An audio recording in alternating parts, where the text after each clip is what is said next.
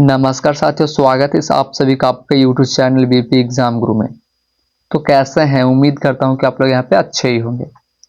तो आज के सेशन में हम लोग यहाँ पे दोस्त कोशिका टॉपिक से टॉप 30 मॉक टेस्ट प्रश्न देखने वाले हैं, जो आपके यहाँ पे रेलवे ग्रुप डी के एग्जाम में हर वर्ष पूछी जाती है।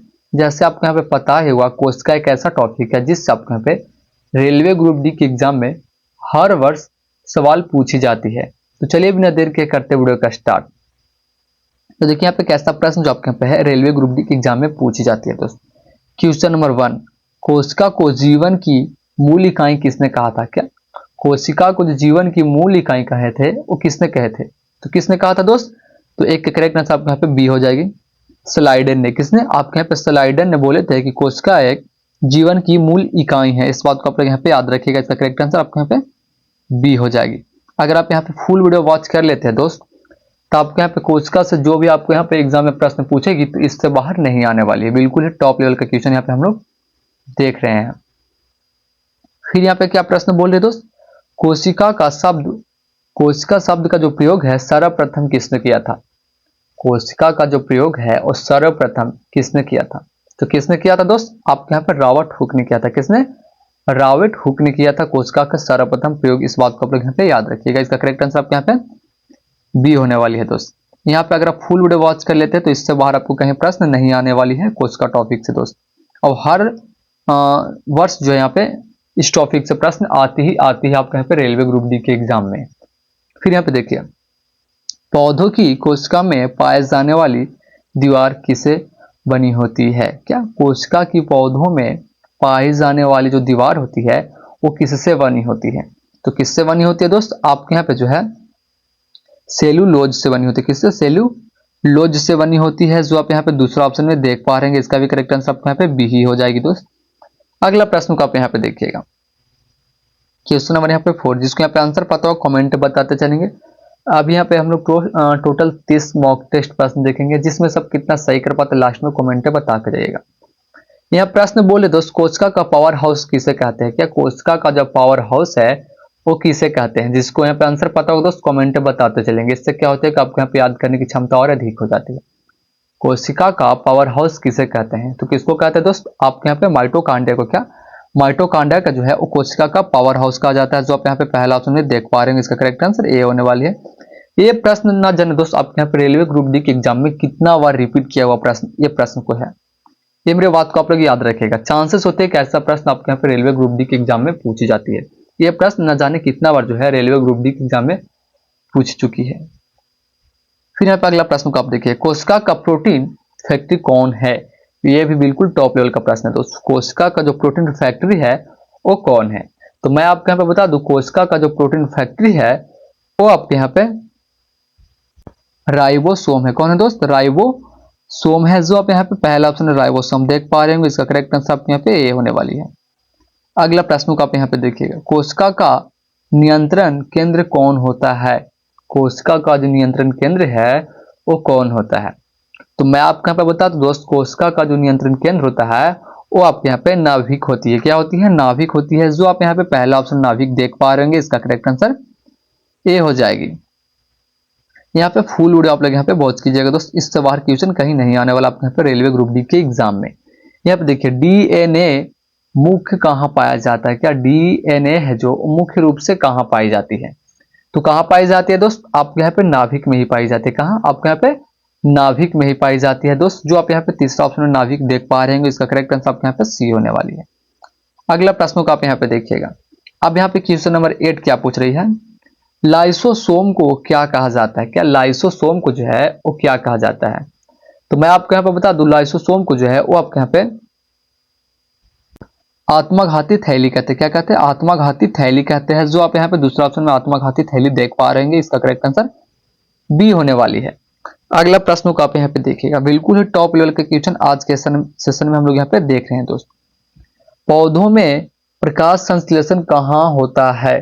पौधों में जो प्रकाश संश्लेषण होती है वो कहाँ होती है? बिल्कुल ही टॉप लेवल के क्वेश्चन यहाँ पे देख रहे हैं दोस्त। जिसने अब तक मेरे चैनल को सब्सक्राइब नहीं किया होगा तो प्लीज मेरे चैनल को सब्सक्राइब करके चैनल से जुड़े रहिएगा। आपको यहाँ पे रेलवे ग्रुप डी से रिलेटेड बिल्कुल ही टॉप लेवल के क्वेश्चन मिलता रहेगा।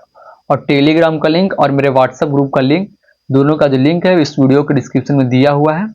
आप लोग वहां से टेलीग्राम और व्हाट्सएप को ज्वाइन कर लीजिए। व्हाट्सएप पर आपको अपडेट मिलते रहेगी और टेलीग्राम पर पीडीएफ मिल जाएगी दोस्त। यहाँ पे देखिए पौधों में प्रकाश संश्लेषण कहाँ से होती है, तो कहाँ से होती है दोस्त, आपके यहाँ पे क्लोरोप्लास्ट से होती है। कहाँ से होती है, क्लोरोप्लास्ट से होती है। जो आप यहाँ पे दूसरा ऑप्शन है क्लोरोप्लास्ट देख पा रहे हैं, इसका करेक्ट आंसर आपके यहाँ पे बी होने वाली है। अगला प्रश्न का आप यहाँ पे देखिएगा, क्वेश्चन नंबर यहाँ पे 10 यानी 10वीं प्रश्न यहाँ पे क्या पूछ रही है, लाल रक्त कणिकाओं आरबीसी में, क्या लाल रक्त कणिकाओं जो है आरबीसी में कौन अंगक जो है अनुपस्थिति होता है, क्या होता है, अनुपस्थिति होता है। तो कौन अंगक अनुपस्थिति होता है दोस्त, तो आपके यहाँ पे जो है वो नाभिक होती है। कौन सा, आपके यहाँ पे नाभिक जो है वो अनुपस्थिति होती है, जो आप यहाँ पे दूसरा ऑप्शन में देख पा रहे होंगे। और बाकी यहाँ पे माइटोकांड्रिया, क्लोरोप्लास्ट और राइबोसोम ये सब जो है यहाँ पे उपस्थित होती है, बट यहाँ पे जो है नाभिक है वो अनुपस्थिति होती है। क्या होती है, अनुपस्थिति होती है। इस बात को आप लोग यहाँ पे याद रखिएगा। इसका करेक्ट आंसर आपके यहाँ पे बी होने वाली है। अगला प्रश्न आप यहाँ पे देखिए, कोशिका झिल्ली मुख्य रूप से किससे बनी होती है, क्या कोशिका झिल्ली जो है मुख्य रूप से किससे बनी होती है, तो किससे बनी होती है दोस्त, आपके यहाँ पे जो है प्रोटीन और लिपिड से बनी होती है। किससे, प्रोटीन और लिपिड से बनी होती है, जो आप यहाँ पे पहला ऑप्शन देख पा रहे होंगे। इसका करेक्ट आंसर ए होने वाली है दोस्त। अगला प्रश्न को आप यहाँ पे देखिएगा, कोशिका में प्रोटीन संश्लेषण को कौन करता है, क्या कोशिका में जो प्रोटीन संश्लेषण करती है ये कार्य जो है वो कौन करता है, तो कौन करता है दोस्त, इसका करेक्ट आंसर 12 का आपको यहाँ पे ए होने वाली है। राइबोसोम करता है। कौन करता है, राइबोसोम करता है, जो आप यहाँ पे पहला ऑप्शन राइबोसोम देख पा रहे हैं। इसका करेक्ट आंसर आपके यहाँ पे ए हो जाएगी। बिल्कुल ही टॉप लेवल का क्वेश्चन आज के सेशन में हम लोग यहाँ पे देख रहे हैं दोस्त। यहाँ पे अगर फुल वीडियो वॉच कर लेते तो इससे बाहर कहीं आपके यहाँ पे कोशिका टॉपिक से रेलवे ग्रुप डी के एग्जाम में प्रश्न नहीं आने वाली है, हमको सब लिख के ले लीजिए। यहाँ पे देखिए, कोशिका में ऊर्जा उत्पादन किस प्रक्रिया से होता है, कोशिका में जो ऊर्जा उत्पादन है वो किस प्रक्रिया से होती है, तो किस प्रक्रिया से होती है दोस्त, आपके यहाँ पे श्वसन से होती है। किससे, श्वसन से होती है। आपके यहाँ पे बिल्कुल ही टॉपिक वाइज सारे जितना भी टॉपिक्स आपके यहाँ पे रेलवे ग्रुप डी के एग्जाम में प्रश्न पूछी जाती है, सारे टॉपिक को इसी यूट्यूब चैनल पे जो है बारीकी से कवर किया जाएगा। तो चैनल को सब्सक्राइब करके आपको यहाँ पे चैनल से जुड़े रहना है दोस्त। सारे टॉपिक को यहाँ पे बारीकी से कवर किया जाएगा। अगर पूरा क्लास आप कर लेते हैं तो आपके यहाँ पे सिलेक्शन कोई नहीं रोक रहा है। यहाँ पे देखिए, माइटोकांड्रिया का अपना डीएनए होता है, क्या माइटोकांड्रिया का जो अपना डीएनए होता है यह कथन किसका प्रणाम है, क्या माइटोकांड्रिया का अपना डीएनए होता है, यह कथन जो है किसका प्रमाण है, यह कथन जो है वो किसका प्रमाण है, तो किसका प्रमाण है दोस्त, आपके यहाँ पे जो है सहजीवी उत्पत्ति का है। किसका है, सहजीवी उत्पत्ति का है, जो आप यहाँ पे दूसरा ऑप्शन है सहजीवी उत्पत्ति देख पा रहे होंगे। इसका करेक्ट आंसर आपके यहाँ पे बी होने वाली है। अगला प्रश्न को आप यहाँ पे देखिएगा, पशु कोशिका में अनुपस्थिति संरचना है, क्या पशु कोशिका में जो अनुपस्थिति संरचना है वो किसकी है, तो किसकी होगी दोस्त, इसका करेक्ट आंसर 15 का आपको यहाँ पे बी होने वाली है। कोशिका भित्ति की हो जाएगी। किसकी, कोशिका भित्ति की, जो आप यहाँ पे दूसरा ऑप्शन है कोशिका भित्ति देख पा रहे होंगे। अगला प्रश्न को आप यहाँ पे देखिएगा, पौधा कोशिका का भंडारण अंगक कौन है, क्या पौधे कोशिका का जो भंडारक अंगक है वो आपके यहाँ पे रितिका होती है। क्या होती है, रितिका होती है, जो आप यहाँ पे तीसरा ऑप्शन में देख पा रहे हैं। इसका करेक्ट आंसर सी होने वाली है। कोशिका सिद्धांत किसने प्रतिपादित किया था, क्या कोशिका सिद्धांत जो है वो किसने प्रतिपादित किया था, तो 17 करेक्ट आंसर आपके यहाँ पे ए होने वाली है। स्लाइडन और श्रावण ने, जो आप यहाँ पे पहला ऑप्शन देख पा रहे होंगे दोस्त। इसका करेक्ट आंसर ए हो जाएगी। अगला प्रश्न को आप यहाँ पे देखिएगा, मानव शरीर की सबसे बड़ी कोशिका कौन सी है, क्या मानव शरीर की जो सबसे बड़ी कोशिका है वो कौन सी है, तो आपके यहाँ पे अंडाणु हो जाएगी। कौन सी है, तो आपके यहाँ पे अंडाणु हो जाएगी। इसका करेक्ट आंसर आपके यहाँ पे सी होने वाली है। अगला प्रश्न को आप यहाँ पे देखिएगा, कौन सा अंगक जो है वो श्रवण में सहायक होती है, क्या कौन सा ऐसा अंगक है जो श्रवण में क्या होती है, तो आपके यहाँ पे सहायक होती है। तो कौन सी अंगक होती है दोस्त, 19 के करेक्ट आंसर आपके यहाँ पे बी हो जाएगी। ग्लाजी तंत्र होती है। कौन होती है, ग्लाजी तंत्र होती है, जो आप यहाँ पे दूसरा ऑप्शन ग्लाजी तंत्र देख पा रहे हैं। इसका करेक्ट आंसर आपके यहाँ पे बी हो जाएगी। जिसने अब तक मेरे चैनल को सब्सक्राइब नहीं किया होगा तो प्लीज मेरे चैनल को सब्सक्राइब कर चैनल से आपके यहाँ पे जुड़े हुए रहना है। बिल्कुल टॉप लेवल का क्वेश्चन आपके यहाँ पे मिलता जाएगा। देखिए, पौधे कोशिका में हरे रंग का कारण क्या होता है, क्या पौधे जो है कोशिकाओं में हरे रंग का जो कारण है वो क्या है, तो इसका हरे रंग का जो कारण है दोस्त, इसका करेक्ट आंसर आपके यहाँ पे बी होने वाली, क्लोरोफिल के कारण। इसके कारण आपके यहाँ पे क्लोरोफिल के कारण जो है वो हरे रंग दिखाई देती है, इसलिए इसका करेक्ट आंसर आपके यहाँ पे बी होने वाली है। अगला प्रश्न को आप यहाँ पे देखिएगा, कोशिका का अर्ध द्रवित भाग क्या कहलाता है, का कोशिका का जो अर्ध द्रवित भाग है वो क्या कहलाता है, तो क्या कहलाता है दोस्त, तो 21 के करेक्ट आंसर आपके यहाँ पे ए होने वाली है। साइटोप्लाज्मा कहलाती है साइटोप्लाज्म कहलाती है। जो आप यहाँ पे पहला ऑप्शन साइटोप्लाज्म देख पा रहे हैं दोस्त। यहाँ पे अगर आप फुल उड़ा वॉच कर लेते हैं तो इससे बाहर आपको कहीं रेलवे ग्रुप डी के एग्जाम में प्रश्न नहीं आने वाली है कोई इसका टॉपिक से, हमसे लिखवा के आप ले लीजिए।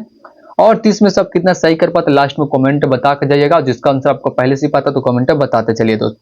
कोशिका का डाकघर किसे कहा जाता है? क्या कोशिका का जो डाकघर कहते हैं वो किसे कहते हैं? कोशिका का डाकघर के नाम से किसे जाना जाता है दोस्त? आप यहाँ पे ग्लाइजी तंत्र को, किसको? ग्लाइजी तंत्र को। जो आप यहाँ पे दूसरा ऑप्शन है ग्लाइजी तंत्र देख पा रहे होंगे।